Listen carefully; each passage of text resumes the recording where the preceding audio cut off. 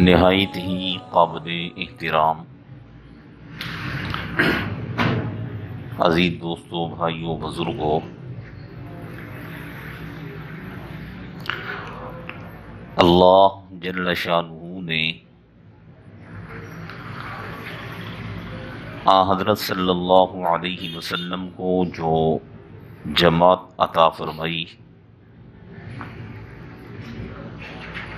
انہیں صحابہ کرام کی جماعت کہا جاتا ہے،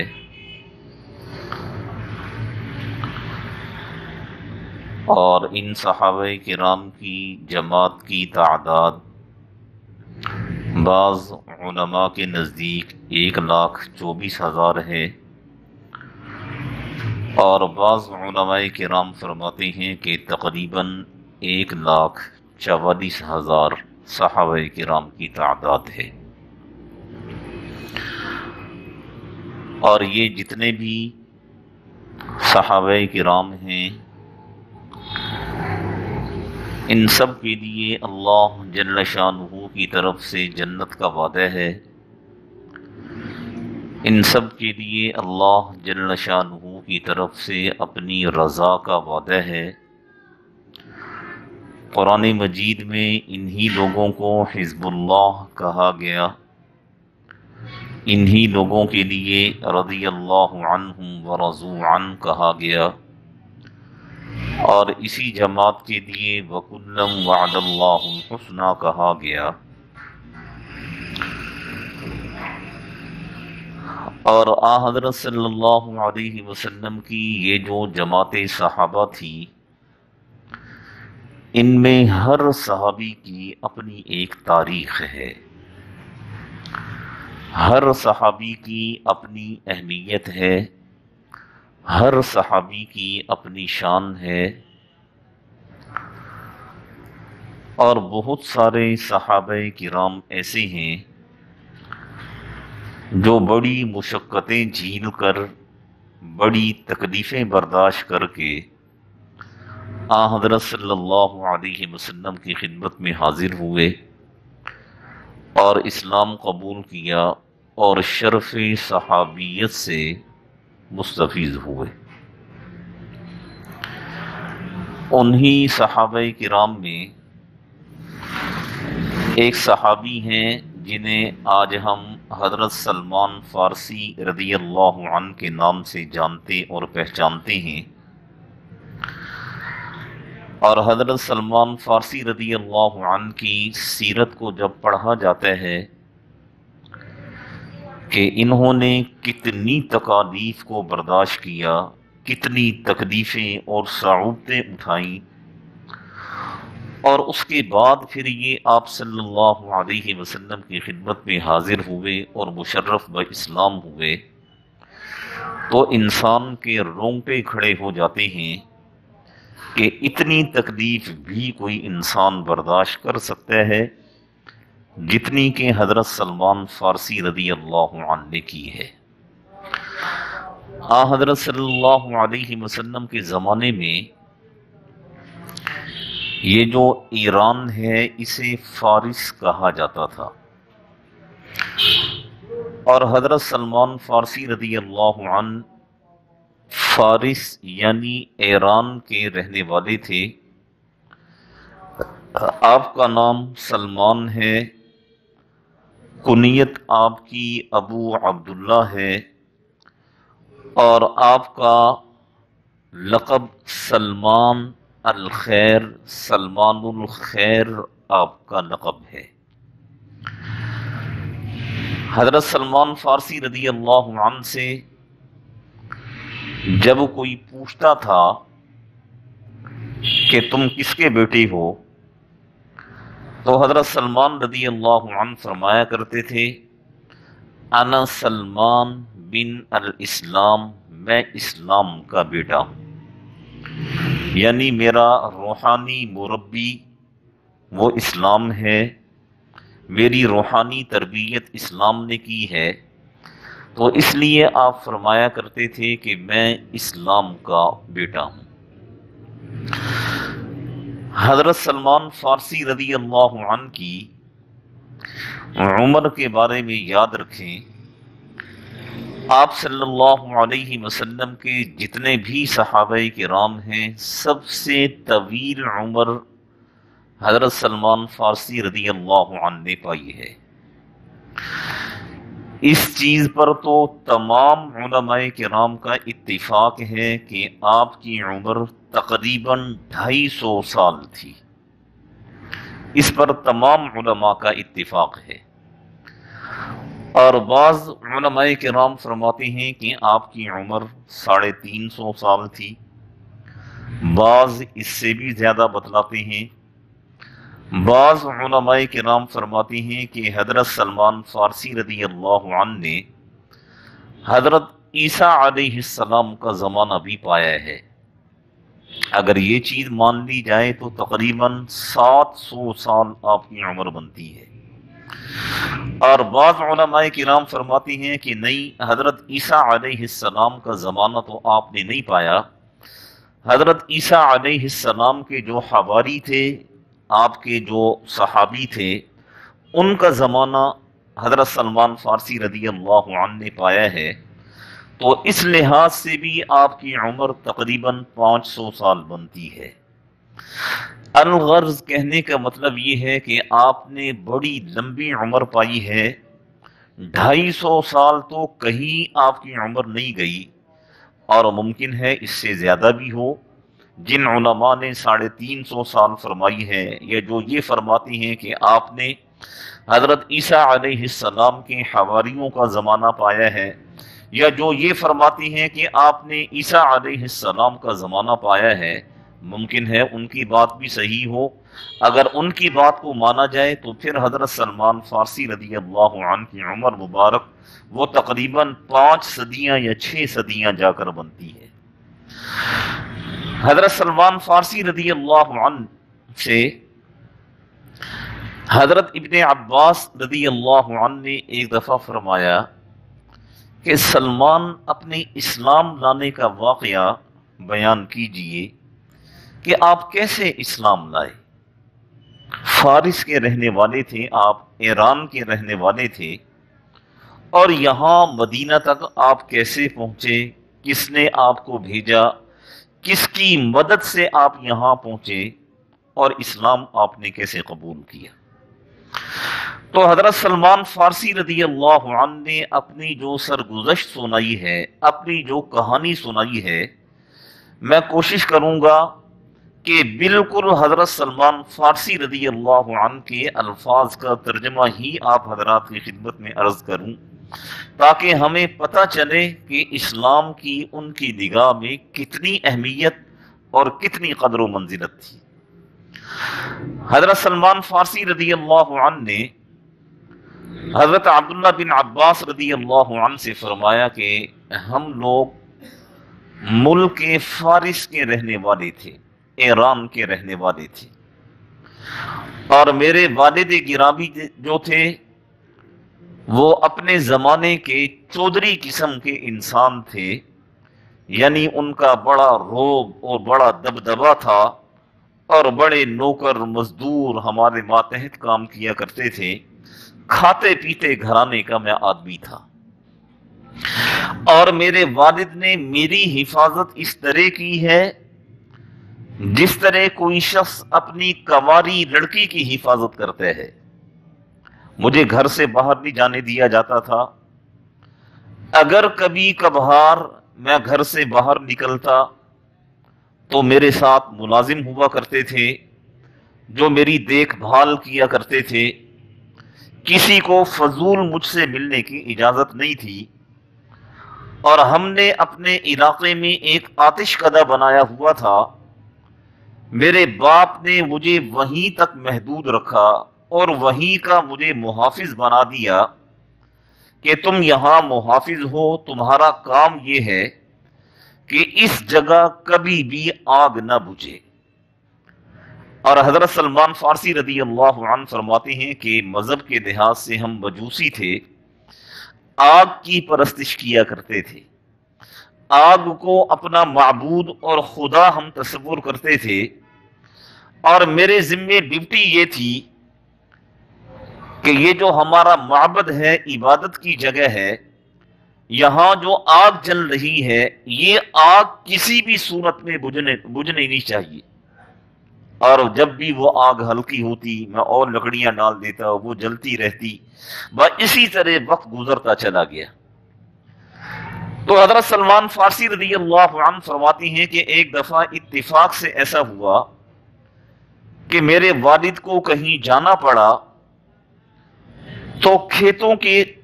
نگہبانی کے لیے میرے والد نے مجھے بھیجا اور مجھے کہا کہ آج تم زمینوں پر چلے جاؤ، کھیتوں پر چلے جاؤ، جا کر وہاں نگرانی وغیرہ کرو، اور اس چیز کا خیال کرنا رات کو جلدی واپس لوٹ آنا۔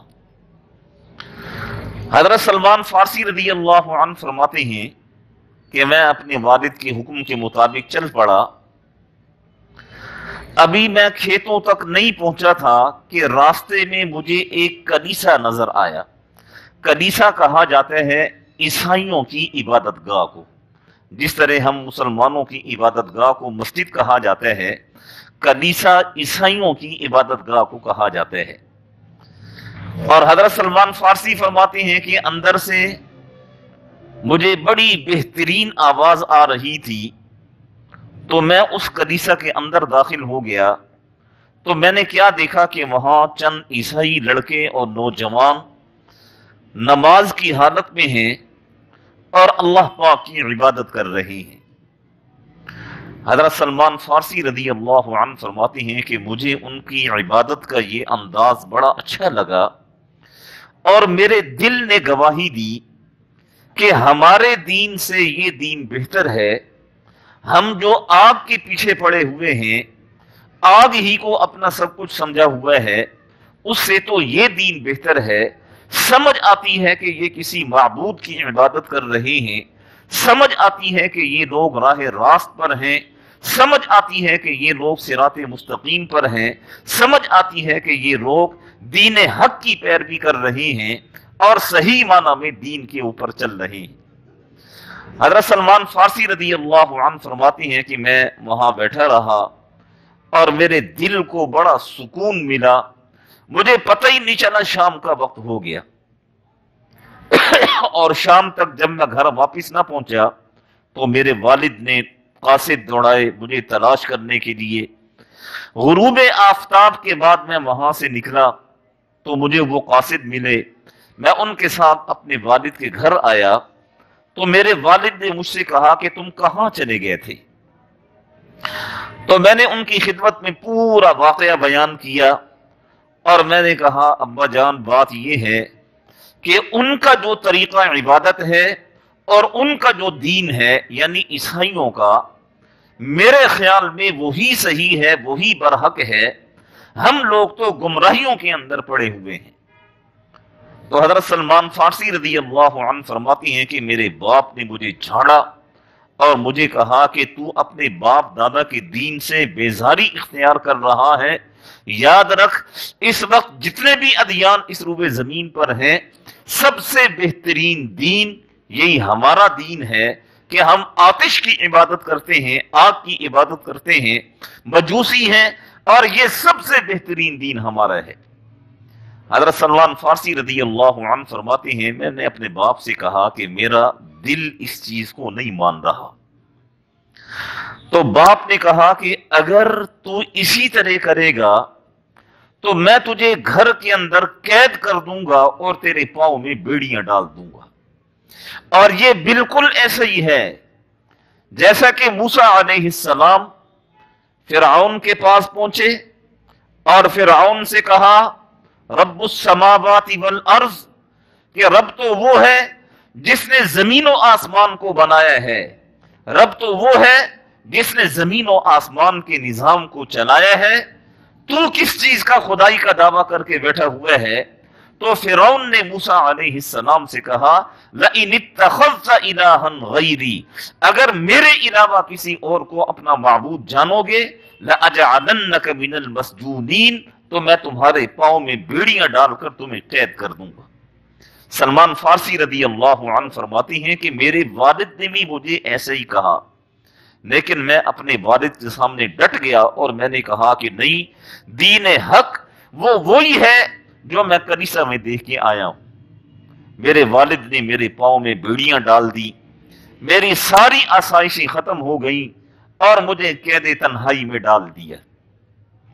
حضرت سلمان فرماتے ہیں کہ چونکہ ہم علاقے کے وڈیرے اور بڑے تھے تو نوکروں کا آنا جانا پھر بھی میرے پاس لگا رہا، تو میں نے اپنے نوکروں کی مدد سے ان کلیسا والوں کو پیغام بھیجا کہ اگر کوئی قافلہ ملک شام کی طرف جانے والا ہو تو مجھے ضرور بتانا، میں اس قافلے کے ساتھ مل کر ملک شام چلا جاؤں گا، اور وہیں ملک شام اس زمانے میں مرکز تھا عیسائیت کا، اور وہیں کسی عالم کے پاس رہ کر دین عیسوی کی پیروی کروں گا، دین عیسوی سیکھوں گا اور اپنی آخرت کو بہتر کروں گا۔ تو ایک وقت آیا حضرت سلمان فارسی رضی اللہ عنہ کے پاس کلیسا کی طرف سے پیغام آیا کہ ہمارا قافلہ ملک شام کی طرف جا رہا ہے، اگر آپ نے چلنا ہے تو جس طرح بھی ہو سکے ہمارے قافلے میں شامل ہو جاؤ۔ حضرت سلمان فارسی رضی اللہ عنہ فرماتے ہیں کہ مجھ سے جس طرح بھی بن پڑا میں نے ان بیڑیوں سے جان چھڑوائی، جس طرح بھی مجھ سے بن پڑا میں نے قید تنہائی سے جان چھڑوائی، اور میں اس قافلے میں جا کر شامل ہو گیا۔ اور قافلے میں شامل ہونے کے بعد میں ملک شام میں پہنچا، اور ملک شام پہنچنے کے بعد میں نے وہاں کے عیسائیوں سے پوچھا کہ یہ بتاؤ ملک شام میں سب سے بڑا عالم کون ہے جو انجیل کو خوب جانتا ہو، عیسائیت کے بارے میں خوب جانتا ہو، جو صحیح معنی میں میری رہنمائی کر سکے۔ تو حضرت سلمان فارسی رضی اللہ عنہ کو بتایا گیا کہ فلاں صاحب جو ہیں وہ یہاں کے سب سے بڑے عالم ہیں۔ حضرت سلمان فارسی رضی اللہ عنہ فرماتے ہیں کہ میں اس عالم کی خدمت میں حاضر ہوا اور میں نے ان سے کہا کہ میں آپ کی خدمت میں رہنا چاہتا ہوں، میں صبح شام آپ کے پاس رہوں گا، آپ کی خدمت بھی کروں گا، کوئی معاوضہ اس کا میں نہیں لوں گا، بس میں یہ چاہتا ہوں کہ میری اصلاح ہو جائے اور جو میرا طریقہ عبادت ہے وہ درست ہو جائے۔ تو اس عالم نے کہا کہ ٹھیک ہے، تمہیں اجازت ہے، تم میرے پاس رہ سکتے ہو، میرے ساتھ رہ سکتے ہو، میرا جو طریقہ عبادت ہے تم بھی اسی طریقے سے عبادت کرتے رہو، انشاءاللہ تمہاری آخرت اچھی ہو جائے گی۔ حضرت سلمان فارسی رضی اللہ عنہ فرماتی ہیں کہ جب میں اس کے پاس رہنے لگا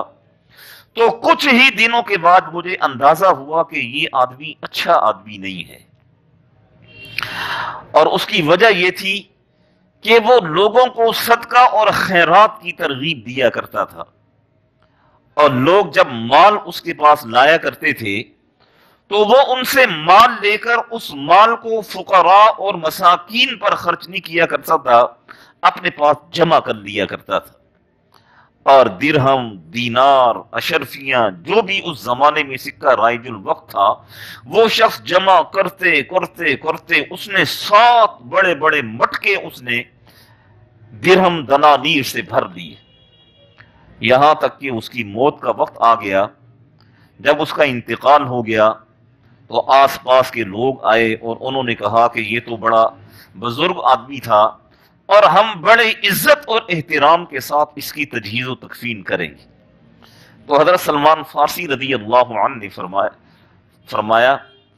کہ میرے ذہن میں آیا کہ میں ان کو صحیح صورتحال بتا دوں کہ یہ شخص کتنا خائن قسم کا انسان تھا۔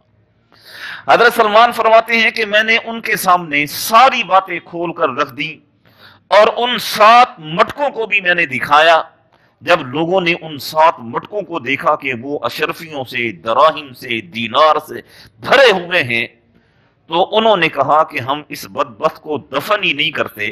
بلکہ سولی پر لٹکا کر اس کی لاش کے اوپر ہم پتھر برسائیں گے تاکہ دوبارہ کوئی ایسا نہ کرے۔ چنانچہ انہوں نے ایسا ہی کیا۔ وہ قصہ ختم ہوا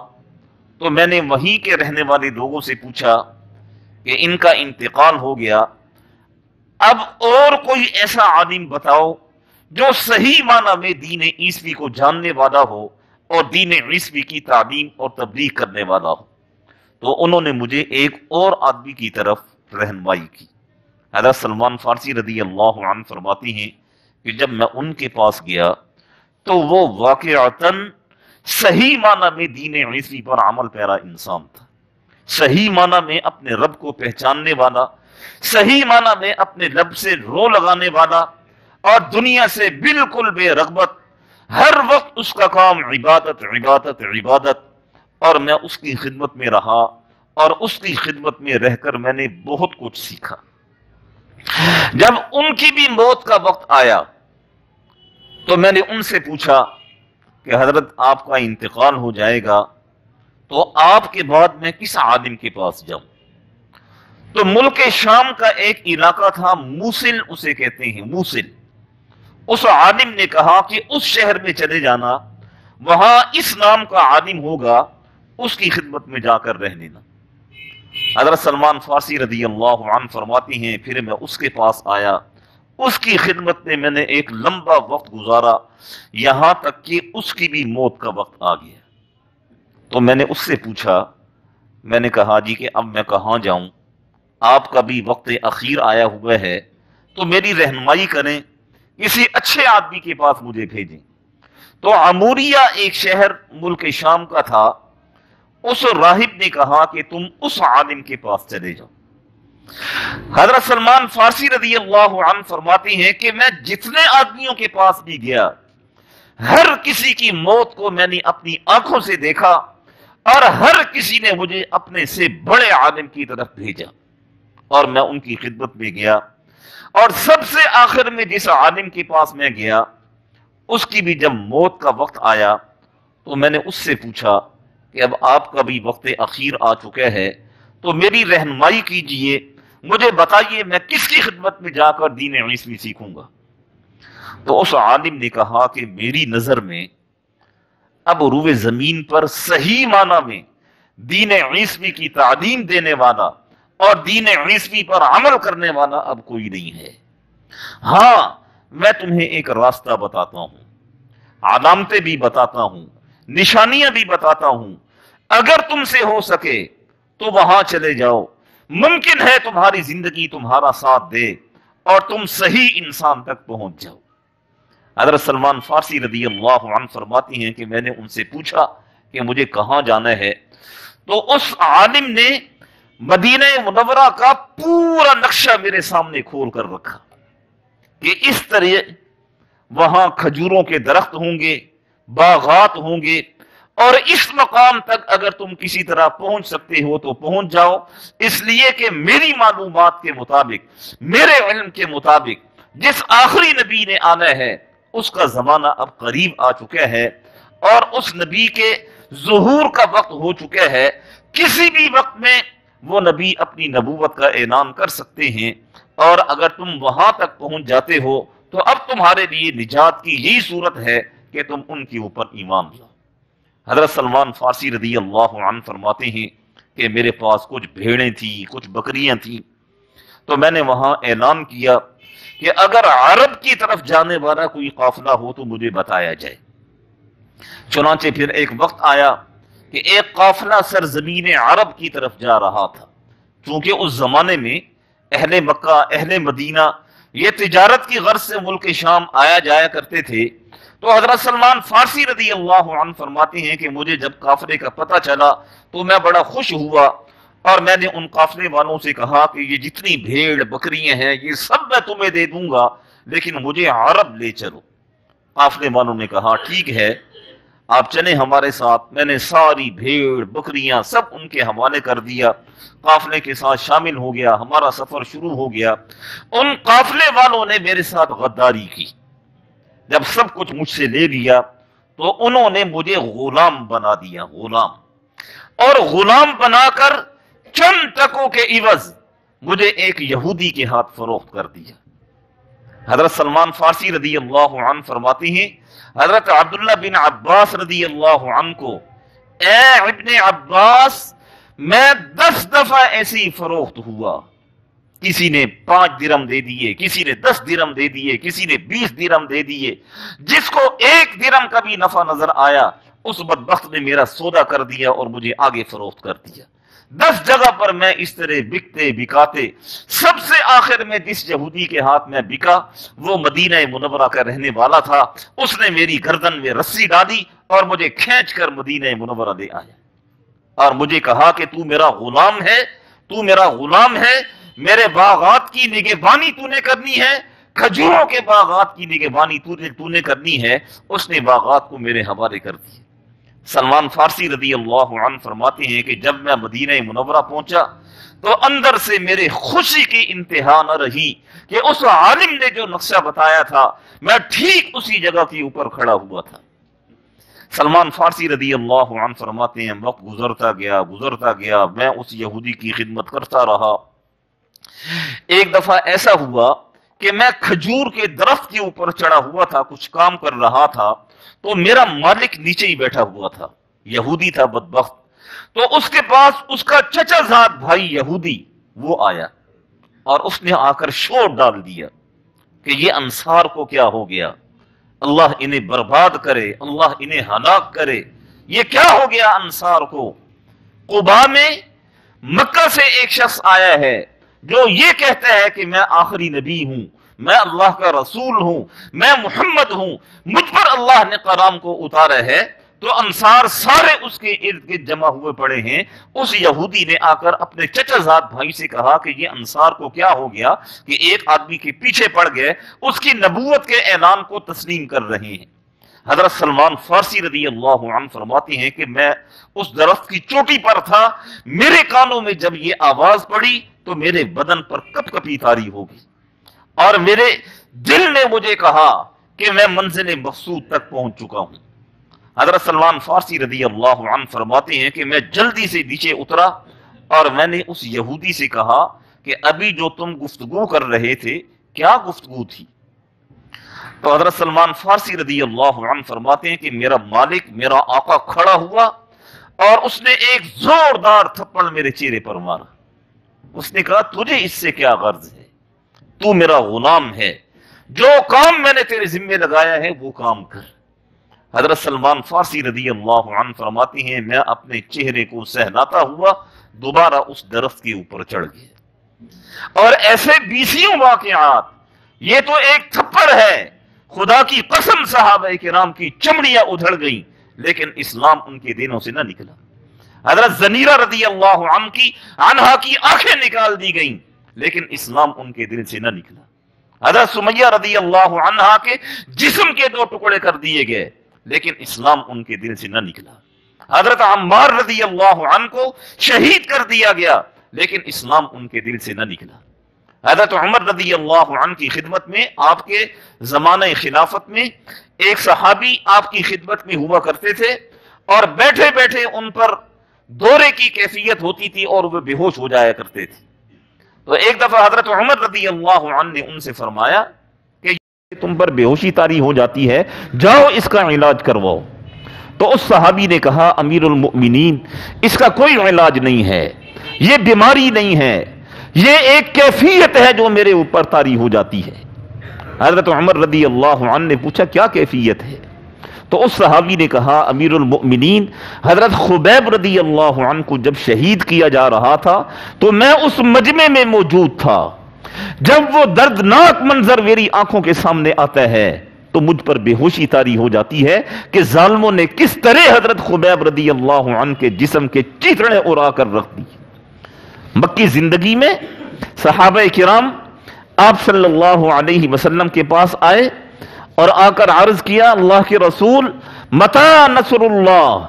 اللہ کی مدد کب آئے گی, اللہ کی مدد کب آئے گی, اللہ کی مدد کب آئے گی. تو آپ صلی اللہ علیہ وسلم کا چہرہ مبارک غصے سے سرخ ہو گیا. آپ نے فرمایا ابھی سے اللہ کی مدد چاہتے ہو؟ کیا تمہارے جسموں کو کینچیوں سے کاٹ دیا گیا؟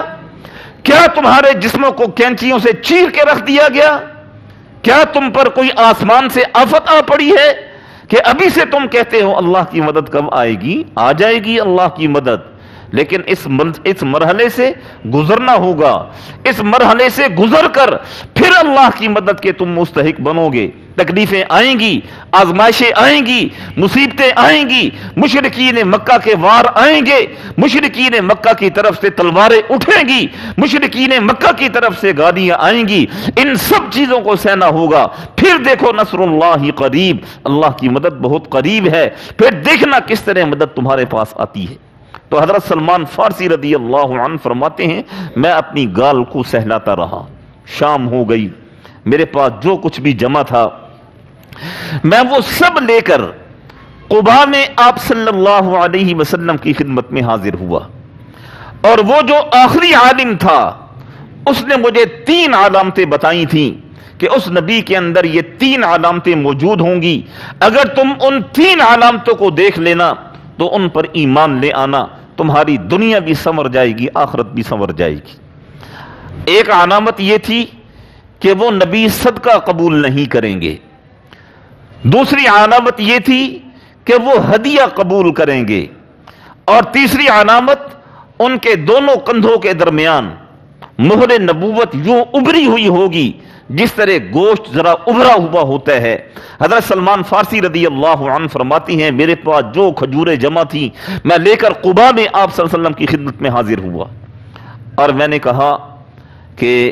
آپ سفر سے آئے ہیں، آپ کے ساتھ کچھ لوگ بھی ہیں اور آپ صاحب حاجت معلوم ہوتے ہیں، میرے پاس یہ کھجوریں ہیں صدقے کی، یہ میں آپ کی خدمت میں پیش کرنے کے لیے آیا ہوں۔ تو آپ صلی اللہ علیہ وسلم نے فرمایا کہ میں صدقے کا مال نہیں لیتا، صدقے کا مال میں نہیں کھاتا ہوں۔ آپ نے صحابہ کرام سے فرمایا کہ لے لو اور انہیں استعمال کرو۔ حضرت سلمان فارسی رضی اللہ عنہ فرماتے ہیں کہ دل ہی دل میں اتنا خوش ہوا کہ ان 3 نشانیوں میں سے ایک نشانی میں نے اپنی آنکھوں سے پوری ہوتی ہوئی دیکھی کہ وہ نبی صدقے کا مال نہیں لیں گے، اور آپ نے واقعتاً صدقے کا مال نہیں دیا۔ فرماتے ہیں اسی خوشی میں واپس چلا گیا، پھر کچھ دن میں نے محنت مزدوری کی، میرے پاس پھر کچھ کھجوریں جمع ہوئیں، وہ کھجوریں لے کر پھر میں آپ صلی اللہ علیہ وسلم کی خدمت میں حاضر ہوا، اور میں نے کہا کہ یہ میں آپ کے لیے ہدیہ لایا ہوں۔ تو آپ صلی اللہ علیہ وسلم نے فرمایا کہ ہاں ہدیہ ہم قبول کرتے ہیں۔ آپ صلی اللہ علیہ وسلم نے وہ ہدیہ دیا، خود بھی تناول فرمایا اور صحابہ کرام نے بھی تناول فرمایا۔ حضرت سلمان فرماتے ہیں کہ میں واپس چلا گیا اور میں دل ہی دل میں مطمئن ہو گیا کہ 2 نشانیاں اللہ نے مجھے اپنی آنکھوں سے دکھا دی ہیں۔ اب ایک نشانی، ایک علامت باقی تھی کہ آپ کی مہر نبوت کا دیدار کیسے کیا جائے۔ حضرت سلمان فارسی رضی اللہ عنہ فرماتی ہیں میں پھر اس یہودی کے پاس چلا گیا، اس کی خدمت میں لگ گیا۔ آپ صلی اللہ علیہ وسلم مدینہ منورہ تشریف لائے، ایک صحابی کا انتقال ہوا تو تدفین کے لیے آپ جنت البقیع تشریف لائے۔ میں بھی گھومتا گھماتا، اسلام تو ابھی تک قبول کیا نہیں تھا، میں بھی گھومتا گھماتا اس مجمع کے اندر آ گیا، اور میں نے کیا دیکھا کہ آپ صلی اللہ علیہ وسلم تشریف فرما ہیں اور آپ کے ارد گرد صحابہ کرام بیٹھے ہوئے ہیں۔ میں بھی جا کر بالکل سامنے بیٹھ گیا، اور آپ صلی اللہ علیہ وسلم نے مجھے دیکھا، میں نے آپ کو دیکھا، آپ مسکرائے، میں نے اپنی نگاہیں نیچے کی اور خاموشی سے اٹھ کر آپ کے پیچھے آ کے بیٹھ گیا۔ آپ صلی اللہ علیہ وسلم نے بھی محسوس فرمایا کہ یہ میرے پیچھے آ کر بیٹھا ہے، تو آپ نے خاموشی سے اپنی چادر مبارک کو نیچے گرا دیا، اور میں نے آپ کے دونوں کندھوں کے درمیان مہر نبوت کو دیکھا۔ دیکھنے کے بعد میں نے بوسہ دیا، بوسہ دینے کے بعد میں آپ صلی اللہ علیہ وسلم کے سامنے آیا اور اپنے دونوں ہاتھ آپ صلی اللہ علیہ وسلم کے ہاتھ میں دیے اور کہا اللہ کے رسول مجھے آپ اسلام میرا قبول کیجئے اور مجھے کلمہ شہادت پڑھائیے۔ تینوں نشانیاں دیکھنے کے بعد میں نے اسلام قبول کیا۔ اسلام قبول کرنے کے بعد پھر میں اپنے اس یہودی آقا کے پاس چلا گیا۔ آپ صلی اللہ علیہ وسلم کے پاس آنا جانا میرا لگا رہا، تو آپ صلی اللہ علیہ وسلم نے ایک دفعہ مجھے فرمایا کہ اپنے مالک سے مکاتبت کر لو۔ مکاتبت کا مطلب یہ ہے کہ مالک سے یہ کہو کہ مجھ سے کچھ مال لے لے اور مجھے غلامی سے آزاد کر دے۔ حضرت سلمان فارسی رضی اللہ عنہ فرماتے ہیں کہ میں نے اپنے مالک سے کہا کہ مجھ سے مال لے لو اور مجھے آزاد کر دو، تو وہ یہودی، یہ فطرتاً یہ قوم جو ہے یہ لالچی ہے، تو اس یہودی نے کہا کہ مجھے اتنا سونا دو اور 300 درخت کھجوروں کے تم مجھے لگا کر دو، جب وہ درخت جوان ہو جائیں گے، ان پر پھل آ جائے گا، میں تجھے آزاد کر دوں گا۔ اور کھجوروں کے درخت، آپ حضرات میں سے جو دیہات کے رہنے والے ہیں انہیں پتا ہوگا کہ کھجور کا درخت جب اس کا بیج بویا جاتا ہے تو کتنے عرصے کے بعد وہ جوان ہوتا ہے اور کب جا کر اس پر پھل لگتا ہے۔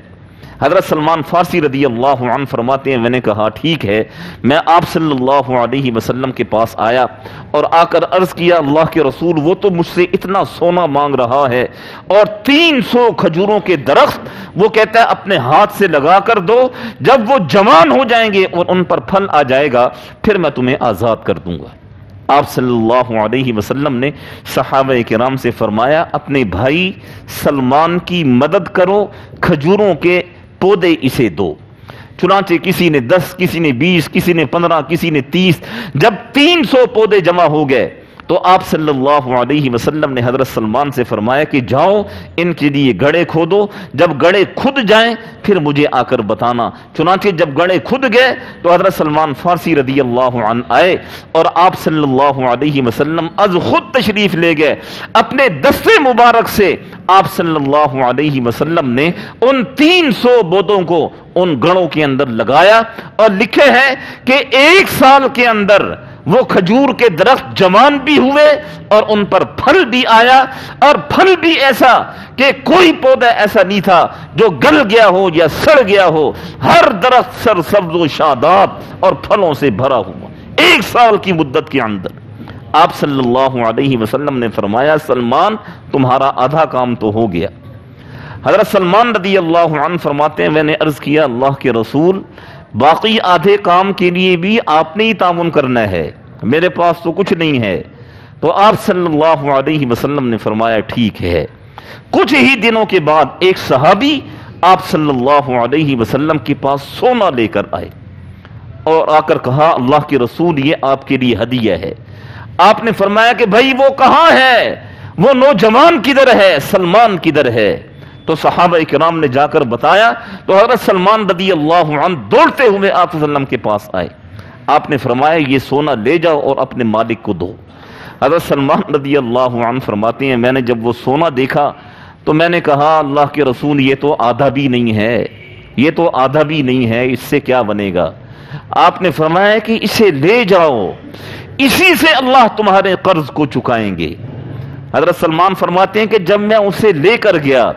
اور اس یہودی نے اسے ترازو کے اندر رکھا تو جتنا اس نے مجھ سے مانگا تھا اس سے زیادہ وہ سونا نکلا، اور جب وہ سونا پورا ہو گیا تو میں نے اسے کہا میں تیری غلامی سے آزاد۔ اس نے کہا ٹھیک ہے آزاد۔ پھر میں آپ صلی اللہ علیہ وسلم کے پاس آیا اور ہمیشہ ہمیشہ کے لیے آپ صلی اللہ علیہ وسلم کی خدمت میں رہا، یہاں تک کہ پھر ایک وقت آیا مجھے غلام کہنے والے، میرے گلے میں رسی ڈال کر کھینچنے والے، مجھے حقیر جاننے والے، مجھے حقیر سمجھنے والے، انہی لوگوں نے اللہ کے رسول کی زبان سے سنا، سلمان منا اہل البیت، سلمان تو میرے گھر کے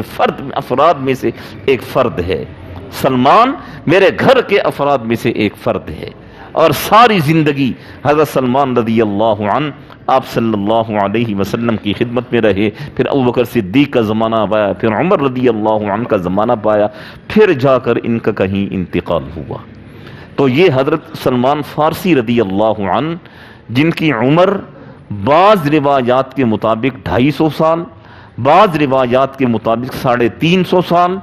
بعض روایات کے مطابق کہ ان کی ملاقات حضرت عیسیٰ علیہ السلام کے حواریوں سے ہوئی، اور بعض روایات کے مطابق انہوں نے حضرت عیسیٰ علیہ السلام کا زمانہ پایا۔ یہ آپ کی مکمل سیرت اور مکمل ہسٹری ہے جو میں نے آپ حضرات کے سامنے بیان کی ہے کہ اسلام کے لیے کتنی تگ و دو انہوں نے کی،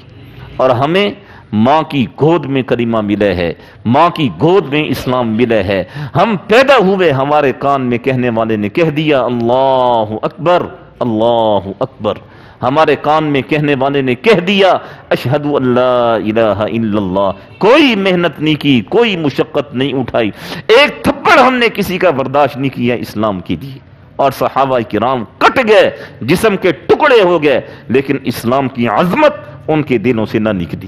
اس لیے جب ہمارا کچھ لگا نہیں ہے، جب ہم نے کوئی محنت نہیں کی ہے، اسی لیے ہماری نگاہ میں اسلام کی اہمیت نہیں ہے،